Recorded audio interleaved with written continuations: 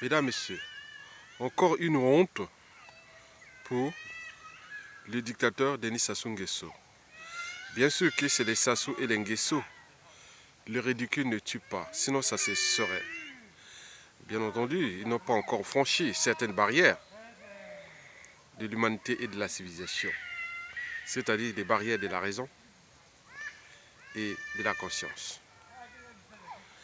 Mesdames, Messieurs, peuple congolais, je vais ici vous parler déjà du taux de participation de ces législatives illégales et illégitimes. Et pourquoi illégitime et illégal? Parce que les dictateurs et son clan, ces régimes, n'ont pas reçu mandat à organiser ça. Donc on ne peut pas aller signer et organiser des élections quand vous n'avez pas reçu mandat. Je ne veux pas, moi, en tant que Congolais, aller organiser des élections en France, aux États-Unis, en Europe, en Asie, ailleurs, partout dans le monde. Non, ce n'est pas possible. Donc il faut que vous ayez un mandat pour aller les organiser. Les dictateurs Sassou Nguesso, son clan, n'ont pas reçu mandat. Mais donc ces législatives-là sont illégales et illégitimes. Mais quoique, nous sommes dans un monde où de plus en plus les repères moraux se reculent. Donc bon, bref, ces élections posent des problématiques à la fois politiques et morales sur différentes échelles sociétales. Mesdames, Messieurs, je vous informe que le taux de participation est de 5%. 5%. Bon, 5%, il faut les répartir en 2%. C'est représenté par les partisans du régime, oui, les dignitaires, ceux qui vivent dans l'opulence, ou ceux qui sont accompagnés par si tonton, mamie, autres, il va aller et il suit parce que ça devient des partisans. Ils sont représentés surtout par les dignitaires et aussi les membres du clan ou la tribu du clan. Bon, les 2 autres pourcents, c'est fait des étrangers. Donc on a donné des faux papiers, hein, des cartes d'identité nationale pour aller faire, pour se figurer, hein, pour être des figuratifs. En réalité, c'est des étrangers. Et c'est ça le problème. Parce que nous mettons en garde ces étrangers, parce que vous êtes dans un pays, quand ce pays sera récupéré par ses dignes fils et son peuple, faites attention. Il y a déjà eu des précédents au Congo. En 1978, quand Yombi avait expulsé tous les Ouest-Africains par vol charter et par bateau. Et Sassou l'a fait en 2014 entre nos propres frères des Zaïrois en face. 90 000 Zaïrois expulsés de Brazzaville. Donc, jamais 203. Donc, faites attention. Bon, les 1%, c'est des gens qui se sont achetés leur conscience avec, parce que ça soit affamé les peuples. Les gens n'ont plus d'éducation. Quand on est un peuple sans éducation, sans instruction, sans information, voilà, l'inégalité entre cause sociale, culture et société n'est pas fondée sur la nature. Elle réside dans l'éducation ou les formations qu'on donne à l'individu. Bien sûr que l'ignorance est la pire des souffrances. Bien sûr qu'ils n'ont pas les formations, la bonne information. C'est des gens aliénés, abrutis, et il faut les comprendre. C'est des gens que nous devons mettre être la priorité du Congo. Après, ça suffit. Ça sera l'éducation. Parce que là, dans ces conditions, quand on voit des gens même, ce n'est pas que les illettrés, hein, ça va jusqu'au niveau des lettrés, même des cadres civils et militaires. Donc tout est à réformer à cette échelle-là. Mesdames, Messieurs, peuple congolais, donc sur 150 députés, députants prévus par le régime, je pense que sur l'ensemble du territoire national, d'après que nous avons des informations des services des renseignements de la résistance, sur l'ensemble du territoire national, il me semble que sur 150 députés qui devaient être élus, au premier tour là, il y a 10% qui seraient vraiment qui mériteraient leur poste au standard de la dictature. Cela veut dire combien? 10% de 150 députés. Faites 10% de 150 députés. Vous trouverez les nombres. Voilà, donc vous voyez déjà que le problème est là, et le problème est entier. Donc vous devez prendre ça au sérieux. Mesdames, Messieurs, peuple congolais. Bon, donc l'appel au boycott donc, a eu lieu, a eu bien raison d'exister. Donc, oui, et ce que je vous dirai par la suite, oui, l'appel au boycott a été vraiment une réussite. C'est une réussite. Personne dans la rue et autres, voilà. Sauf dans les endroits où on a acheté la conscience des gens, on a invité les étrangers, où les partisans vont dire, il faut aller sauver le soldat, les soldats Sassou, sauver le régime, sauver, voilà. Donc c'est ça qui sont allés. Bon, donc la désobéissance civile a bien fonctionné. Mesdames, Messieurs, j'ai par contre quelques remarques, des interrogations et des conclusions à dégager. Bon, vous savez que, commençons d'abord par les remarques. Vous savez que depuis le 25 octobre 2015, nous avons eu un référendum constitutionnel illégal et illégitime parce que Sassou Nguesso n'avait pas le droit d'organiser ça. Mais le 25 octobre 2015, il a organisé et avec les morts qui ont suivi, hein, les assassinats, les jeunes sont morts, qui sont, bon, demain, ça sera dans le cadre des devoirs de mémoire. Mais il me semble que le peuple avait refusé à 95%. Mais Sassou Nguesso est passé en force. Il a promulgué sa constitution le 6 novembre 2015 sans que le peuple puisse se mettre dans la rue, et comme cela s'est passé au Burkina Faso, hein, accompagné entre le peuple et les armées, mais rien du tout. Parce que pour réussir un combat, il faut que vous ayez des gens qui ont la même mission que vous. Pendant ce temps, nous avons utilisé les gens qui n'avaient pas la même mission que nous, que le peuple. Donc eux, ils sont venus faire les amalgames et créer la confusion. Et aujourd'hui, c'est eux qui sont en train d'entraîner le Congo soit vers l'abîme ou soit vers la dynastie des Sassou et des Nguesso. Oui, bien sûr que les responsabilités historiques et aussi actuelles seront dégagées. Mesdames, Messieurs, vous savez aussi que le 20 mars 2016, bon, il y a eu élection présidentielle. Bon, bien sûr, Sassou Nguesso a perdu. Mais, bon, là, le mystère, c'est que bon, il a transformé les 8% qu'il a eu au premier tour à cette élection en 60%. Bon, je ne sais pas par quelle formule mathématique, hein, qu'aucun mathématicien au monde n'a réussi à formuler pour transformer 8% en 60%. Donc l'élection de 2016, 20 mars 16, devenait qu'on peut appeler une politique quantique. Donc on ne sait plus comment on a tout formulé pour avoir 60%. Donc c'est une politique quantique ou une élection quantique. Mesdames, Messieurs, oui. Bon, la quantique, avec le quantum d'action, la fréquence de la lumière, autres. Voilà, vous connaissez ça en mécanique quantique, physique. La pure science, c'est ce qu'on appelle la physique pure. Mesdames, Messieurs, nous ne sommes pas que la physique, mais il y a aussi l'anthropologie. Donc on peut parler d'anthropologie quantique ou d'élection quantique. Mesdames, Messieurs, peuple congolais, oui, autrement dit, Sassou Nguesso n'a pas encore franchi certaines barrières de l'humanité et de la civilisation. Sinon, ça se saurait. Oui, ces barrières, elles sont toutes trouvées. La barrière de la raison, il y a un moment donné, stop, ça suffit, bon, on la laisse là, on laisse tomber, et voilà. Mais il ne peut pas. Les barrières de l'esprit critique, parce que quand on critique Sassou, souvent on finit par à la morgue, hein. Bon, vous voyez, déjà, ça, c'est les stades inférieurs de l'humanité. Il y a aussi la barrière de la conscience. Oui, il y a la conscience psychologique, la conscience morale. La conscience psychologique, c'est celle liée à la raison. Et puis la conscience morale, c'est lié à la barrière entre le bien et le mal. Et à un moment donné, on dit non, on a trop fait le mal à ce peuple. À un moment donné, il faut arrêter. Mais lui, il ne veut pas entendre des raisons à cela. Mesdames, Messieurs, peuple congolais. Bon, vous savez que depuis l'élection du 20 mars 2016, oui, Sassou n'a pas reçu mandat à organiser ces législatives-là du 6 au 30 juillet 2017. Oui, il n'a pas reçu mandat, même s'il peut inviter les observateurs étrangers de l'Union africaine ou l'Union du cautionnement de la décivilisation à l'échelle africaine qu'on nous insulte partout en Europe, en Occident, que l'Africain n'est pas encore entré dans l'histoire humaine. L'Africain n'est pas civilisé.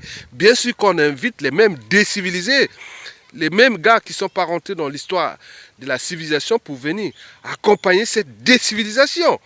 Tous ces que valent ces observateurs de l'Union africaine? Que dalle, c'est zéro. Donc, toute l'élection au XXIe siècle ne doit pas être accompagnée par des observateurs, mais rien du tout, parce que c'est les peuples qui ont franchi certaines barrières de l'humanité. On sait que on fait naturellement, c'est naturel, et celui qui a gagné, il a gagné, celui qui... Voilà, l'expression générale, oui, mais pourquoi on doit toujours amener là? Donc, une façon de amener les observateurs, c'est pour montrer que l'Afrique noire est en déclassement chronique et en décivilisation chronique. Pour montrer que non, il faut aller surveiller les animaux, sinon ça peut, voilà. Vous comprenez? C'est une façon d'interpréter ces choses-là. Mesdames, Messieurs, peuple congolais, je vais ici poser des interrogations aussi, hein, poser des interrogations, parce que vous savez que depuis le hold-up électoral du 20 mars 2016, bon, il y a eu des choses qui sont passées en coulisses. Déjà, François Hollande, le président, le donneur d'ordre de Sassou Nguesso, hein, la France, parce que la France, Sassou utilise la France comme compagnie d'assurance à ses intérêts, parce que ses intérêts contre le peuple, parce que c'est lui, la France l'aide, la France le renseigne, la France le militarise, la France, il y a tout, ils sont la France, Sassou est rien. Et contre le peuple, ça, il faut les reconnaître. Donc, il me semble que depuis le hold-up électoral, tout a été chamboulé parce que cette crise électorale du 20 mars 2016 a engendré une crise économique puis sociale, aujourd'hui humanitaire, avec la guerre asymétrique et le terrorisme militaire qui se déroule dans le pôle. Mesdames, Messieurs, donc la situation devenait plus compliquée pour l'Union européenne parce que, en même temps que la France entra dans la monnaie européenne, l'euro, donc il a ramené toute la monnaie de ses colonies derrière. Donc le taux de conversion est fixe, par exemple entre l'euro et le franc CFA. Mais quand le franc CFA ne gagne pas l'argent par rapport aux crises politiques et autres, donc l'Union européenne, avec l'Europe, perd de l'argent. Et c'est pas bien. Et donc, la France, l'Union européenne met des pressions à la France, et la France met aussi des pressions à ses ex-colonies. Mais quel est le rapport entre la France et ces monnaies? Pourquoi il tient?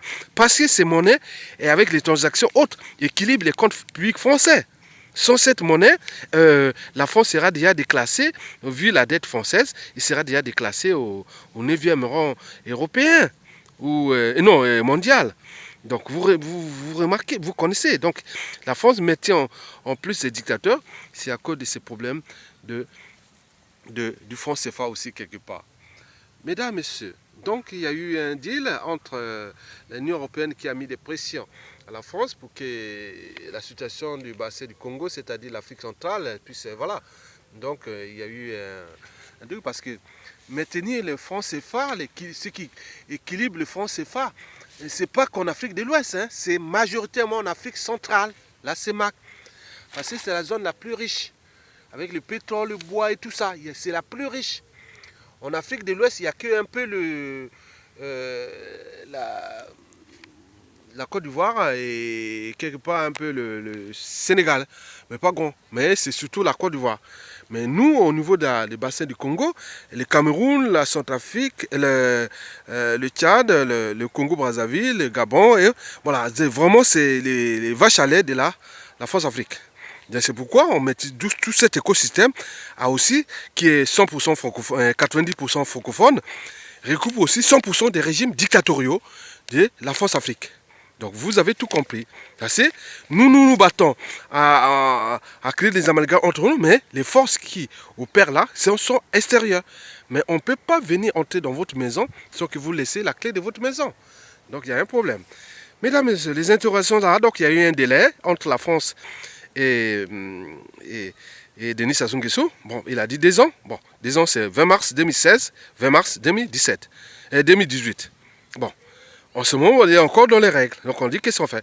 Donc la France a dit non, mais et tu fais tout le nécessaire de transmettre le pouvoir soit à ton clan ou à ton fiston. Bon, lui, il a choisi son fiston, Kiki, Denis Christel Sassou Nguesso, le gestionnaire chaotique du pétrole congolais. Vous connaissez. Donc, qu'il a dit, tel fils, quand on voit le père, on voit le fils. Donc lui, il va être président du Congo. Mon Dieu. Bon, donc, on a dit non, mais laisse-la. Donc, ils avaient donc la constitution du 6 novembre 2015, qui est d'ailleurs la plus antisociale et la plus criminogène existence au monde. Mais il y a eu un article qui est très intéressant, l'article 241. Donc cet article dit que il peut changer la constitution, donc le président peut être élu par l'Assemblée. Ce n'est plus, on ne va plus aller au vote au peuple. Ça se fait maintenant entre les grands électeurs. Donc les grands électeurs représentent le peuple et le président sera élu par ces grands électeurs. C'est génial cette idée-là. Ils pensent que vraiment que voilà, à déclasser le peuple. Et donc, vous voyez, donc vous pouvez voir. Donc là, ils ont donné un délai. Bon ben, les délais là. Hein. Donc Sassou Nguesso, avec ces législatives là, donc quel que soit le taux de participation ou le nombre là, tous ils sont votés. Sassou Nguesso a sa majorité. Et tous ces gens qui feront là dans cette assemblée illégale et illégitime dans un pays déclassé, déshumanisé et décivilisé seront des députés illégaux et illégitimes, mais nommés par Kiki, Denis Christel Sassou Nguesso, pour son compte. Donc après, le 30 novembre, le 30, moi je ne sais pas pourquoi novembre, le 30 juillet, Kiki va fêter ces élections. Le premier tour est passé, même si aujourd'hui on parle de 5%. Et au deuxième tour, bon, peut-être ça sera pour faire le jeu. Hein. Bon, pour faire, bon, ben, ça paiera peut-être les mêmes scores. Ils vont peut-être avoir autre. Ils vont encore mobiliser les moyens financiers qu'ils ont et pour acheter les consciences et arriver peut-être à 10%. Et à ce moment-là, ils passent et Kiki devient président de l'Assemblée nationale et on change la constitution pour préparer l'élection de Kiki avant mars 2018. Et Sassou Nguesso aurait tenu sa parole et il transmettra le pouvoir à Kiki. Et nous sommes là, et le peuple, on ne voit que dalle, parce que nous sommes des Congolais. On est dans l'autonomie de Sassou et d'Nguesso et de ses forces d'occupation et qui représentent les intérêts tout simplement de ces puissances et au détriment bien sûr de la souveraineté des peuples et de la dignité et de la liberté des peuples, sans oublier le but même de la condition humaine et sans oublier les questions existentielles, c'est-à-dire celle de la vie, parce que ce régime-là, ce n'est pas des enfants de cœur, c'est des gens qui tuent, qui massacrent, qui assassinent, c'est des gens qui sont programmés, prédisposés à assassiner des gens, partout. Sur différentes échelles. Bien sûr, en utilisant les moyens de l'État congolais pour aller assassiner les gens, pour ceux qui, les opérations extérieures. Bon, c'est toujours les mêmes moyens. Parce que moi, je ne veux pas prendre, je ne sais pas quel moyen que je peux aller pour mettre les gens partout dans le monde et aller assassiner des gens. Bon, donc, vous aurez bien compris. Mesdames, Messieurs, peuple congolais. Donc, nous, à cause des intérêts particuliers et partisans, nous sommes en train de préparer pas à pas l'arrivée au pouvoir de Kiki, c'est-à-dire Denis Christel Sassou Nguesso. Ne vous tenez pas compte des taux de participation, qu'ils soient de 5% ou moins, ou 2 ou 3 ou 4. Non. Nous, en tant qu'êtres humains qui avons franchi déjà certaines barrières de l'humanité, c'est-à-dire les barrières de la raison, de la conscience et autres, nous ne sommes pas des animaux. L'instinct commande, l'animal obéit. L'animal est l'incarnation d'une totale servitude à la nature. Nous ne sommes plus à ces stades, nous ne sommes plus au stade de la loi de la jungle et du déterminisme naturel qui est d'ailleurs lié à l'instinct animal. Non, on n'est plus à ces stades-là. Pourquoi on est en train de nous déclasser, nous déshumaniser? À cause de quoi? Le code noir aujourd'hui est activé par certains présidents occidentaux qui viennent à longueur de journée insulter des Africains. En même temps, nous ne sommes pas capables de s'affranchir de cet entonnoir. Mesdames, Messieurs, peuple congolais, s'il devait faire des conclusions, bon, j'ai dit que bon, le peuple congolais a tout essayé. Depuis le référendum anticonstitutionnel, en passant par le boycott d'abord de ce référendum anticonstitutionnel, parce que le peuple a su toujours capter là où se trouvent ses intérêts. Puis ça, on est d'accord. Bon, mais oui, il a tout essayé. Bon, au référendum, on a vu. 95% ne sont pas allés voter. Parce que les gens ne sont pas intelligents, les gens ne sont pas civilisés. Ah non, ils ne sont pas allés. Mais le dictateur est passé par force, et par la force, parce qu'il n'a pas de conscience ni certaines barrières que je parlais de l'humanité. Bon, ben, il a promulgué sa constitution parce qu'il recevait des ordres. Il est à bout de souffle, il est au bout de rouler. Donc, il veut dérouler son rouleau compresseur. On croit qu'il est éternel. Ah non, le peuple est éternel. C'est pas lui. Il n'est pas éternel. C'est le peuple. Mesdames, Messieurs, oui, on a tout essayé en tant que peuple. La solution politique, ça n'a pas marché. Les référendums anticonstitutionnels que nous avons boycottés en 2015, Sassou Nguesso est passé en force, la DIC a cédé. Puis, au 20 mars 2016, oui, Sassou Nguesso est passé aussi en force, avec ses conseils, avec ses intelligences, ses stratèges et sa matière qui nourrissent, son pouvoir pour déclasser tout un peuple. Voilà, donc vous l'aurez compris. Donc je vous dis que la solution n'est pas politique. Oui, bien sûr que nous avons aujourd'hui deux remparts. Oui, le premier rempart, c'est d'abord le pays. Nous ne devons pas le vendre à la découpe ou les laisser totalement aux forces d'occupation pour que demain nous devenons tous des esclaves de Sassou Nguesso et de sa dynastie. Et pour ceux qui sont à l'extérieur, ils deviendront tous des apatrides éternels ou à vie. Vous avez vu les problématiques des visas, des passeports et autres. Est-ce qu'il y a encore une administration de la diplomatie congolaise à l'extérieur? Les visas sont donnés ou les passeports et les titres, les pièces administratives congolaises sont donnés en compte-gouttes, en fonction du visage. Si vous êtes avec nous ou pas. Est-ce qu'on est dans la décivilisation? La décivilisation, c'est tout cela aussi. Donc vous devez comprendre cela. Donc, bon. Oui, le deuxième rempart, le premier rempart c'est le pays, le deuxième rempart c'est le peuple. Oui, parce qu'il est éternel. Le peuple c'est vous et nous. Parce que Sassou Nguesso fut une composante du peuple. Donc les prochains présidents du Congo, d'ici à 2100 et plus, ils seront issus autour du peuple. Donc, n'est pas trahir le peuple. Il ne faut pas les trahir parce que vous avez au sein de ce peuple des individus qui sont en mesure de prendre le contrôle de ce pays et le traîner vers le bas ou vers le haut. Et sans oublier les comptes qui seront réglés entre tous ceux qui ont fait le mal à un peuple.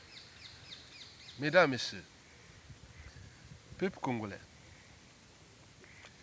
je vous informe que nous avons que deux remparts. Deux remparts. Le premier rempart, c'est d'abord le peuple et le pays. Après, le peuple. Donc nous devons aller dans cette dynamique-là, protéger non seulement le pays et le peuple. Bon, et comment? D'abord, il faut que les acteurs politiques, ceux qui sont, parce que quand on fait la politique, on a le droit de vous critiquer. Parce qu'à tout instant, vous pouvez être aux commandes du pays. Quelqu'un qui fait la politique, quand on critique les hommes politiques ailleurs dans le monde, oui, ils acceptent parce qu'ils sont demain les gens qui seront susceptibles de diriger un pays. Bon, donc, si vous avez compris ça, donc, dès qu'on prend les responsabilités d'être homme politique, donc on prend la responsabilité aussi d'être critiqué. Parce qu'un homme politique, on fait la politique d'abord pour prendre le pouvoir. Le pouvoir, quand on parle de pouvoir politique, c'est pour diriger un pays. Donc vous avez compris. Donc, et aussi, je veux parler des acteurs militaires. Bon, vous savez que et partout, même depuis la nature, hein, les insectes, les animaux, autres, ils ont toujours su protéger leur territoire.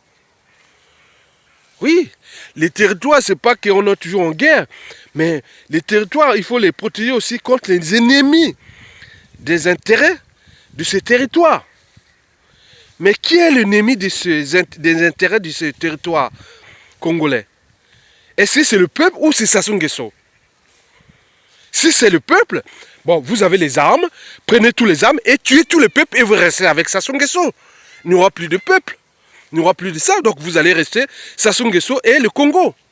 Ou Sassou Nguesso, son clan et le Congo. Donc nous devons préparer et protéger le peuple. Parce qu'il dit qu'il n'y a pas de nation sans peuple. Le peuple, oui, le peuple. C'est le peuple qui est le souverain. C'est le peuple qui a le mandat politique, quelque part. C'est lui qui délègue le mandat. Mais si vous n'avez pas ce mandat, vous ne pouvez pas faire. Donc d'où l'enjeu, l'interaction entre le peuple et ses forces armées. Donc la solution que nous vivons aujourd'hui n'est plus politique. Elle est insurrectionnelle et militaire. Nous avons eu des cas au Burkina Faso. Je vous parle du Burkina Faso. Oui, il y a eu des cas au Burkina Faso. Le Burkina Faso a été libéré par le couplage entre le peuple et ses armées. Une sorte de communion entre le peuple et ses armées. Et d'ailleurs, ceux qui ont accompagné, beaucoup ont été valorisés. Ceux qui avaient trahi, ils ont été déclassés et d'autres ont processus d'être foutus en prison. À notre échelle congolaise, cela va aussi arriver. Mesdames, Messieurs, donc si je devais tenir un discours politique, je dirais que non, oui, le Congo, la solution pour mettre Sassou Nguesso hors d'état de nuit n'est plus politique. Tous ceux qui viennent parler des élections et des encore, Sassou va passer en force. Et il est à 2 pas de gagner. Dépasser la date du 30 juillet, c'est fini.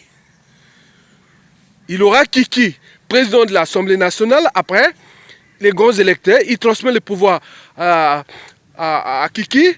Et oui, avec les accords que déjà ce monsieur a fait avec la France, son donneur d'ordre, son protecteur, et l'Union européenne, qui est la marge arrière.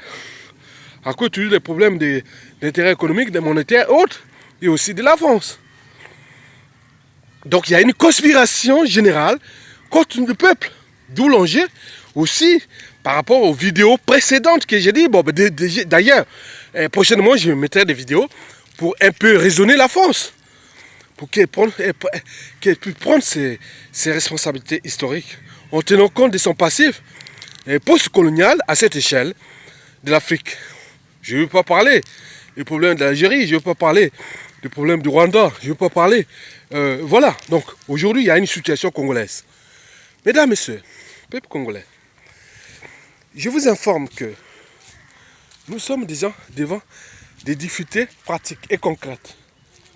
Nous, individuellement et collectivement, nous devons prendre nos responsabilités. Les responsabilités historiques. Les responsables, quand le peuple, quand l'intérêt général est en danger, le peuple a toujours accompagné. Donc, il nous manque ce qu'on appelle le sacrifice. Nous devons nous sacrifier. On ne fait pas les omelettes sans sacrifier des humains. Donc, ceux qui ont l'intelligence militaire, vous devez comprendre que le fruit est mûr. Sassou n'a jamais été aussi faible. Sassou est faible. Il nous manque quelqu'un pour le pousser, ce régime. Donc ce monsieur, il n'y a que 2 acteurs.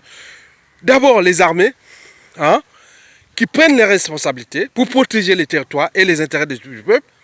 Et deuxièmement, le peuple qui va accompagner. Dès que les armées vont commencer, orienter les gens tous au palais, le peuple va arriver au palais. Et ça sera même une grande occasion pour le peuple d'aller voir ce palais qui s'appelle le palais du peuple et qu'aucun citoyen congolais n'est jamais allé voir ça. C'est leur palais, c'est le palais du pouvoir, tout simplement.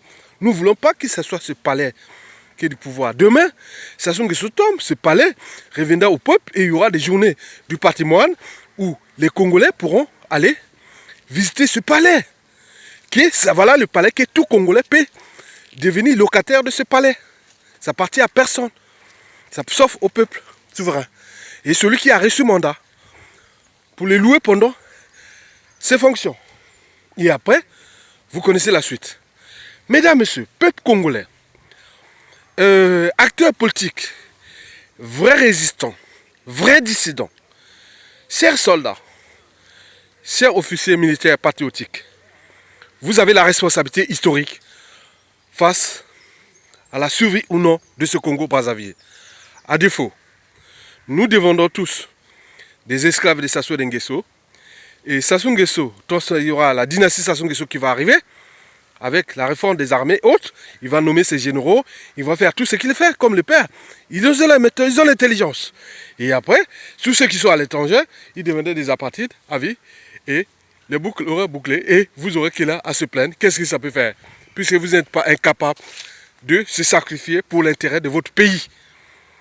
Voilà. Donc, si vous êtes capable de se sacrifier pour l'intérêt de votre pays, à ce moment-là, on peut dire, oui, nous avons gagné et nous devenons tous, voilà, des hommes libres, dignes et souverains. Parce que la liberté d'un peuple, ça se mérite. Les peuples qui sont libres l'ont certainement mérité. Oui, ils ont mérité par l'insurrection populaire et par la force de leurs armées. Donc l'armée du Congo n'a pas été installée là par Sassou. C'est bien avant lui. Et cette armée va encore exister après lui. Et des années, et même structurée, et même professionnelle, avec des militaires bien nourris, bien logés, et bien, voilà, il y aura même mieux. Avoir un grade même de soldats jusqu'au officier supérieur au Congo, pour ce Sassou Nguesso, pour défendre la nation, vous aurez tous les privilèges des cadres de vie.